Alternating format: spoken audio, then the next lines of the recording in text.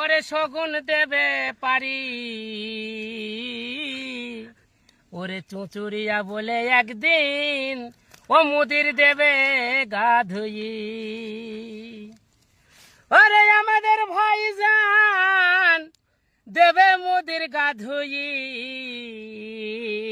ওরে কাক হবে মোর নৌকার মাঝি, আর শগুন দেবে পারি,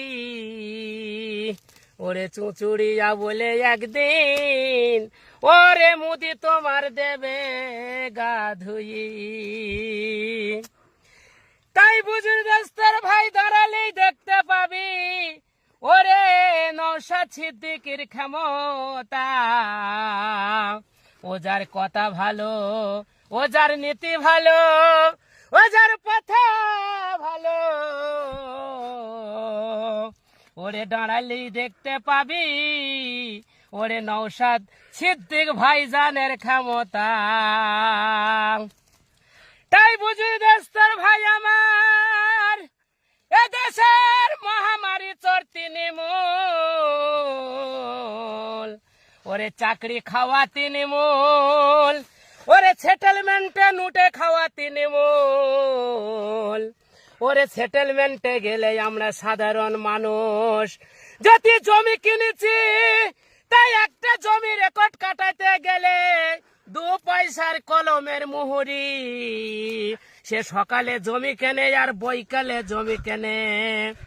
তাই আমাদের সাধারণ মানুষের সেটেলমেন্টে কোনো দাম নেই এই তৃণমূল সরকারের জামানায়। কোর্ট কাচারি থানা আমি মার খেয়েছি, আমি কেস করেছি, টাকার জোরে আমার কেস তারা উধাও করে দিয়েছে।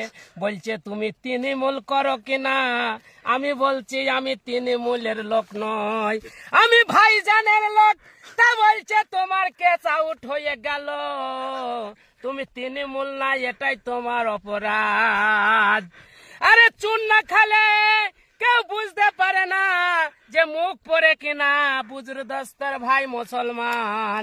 তাই তৃণমূলের এমন একটা কার্যকারী চলে এসেছে জামানায়।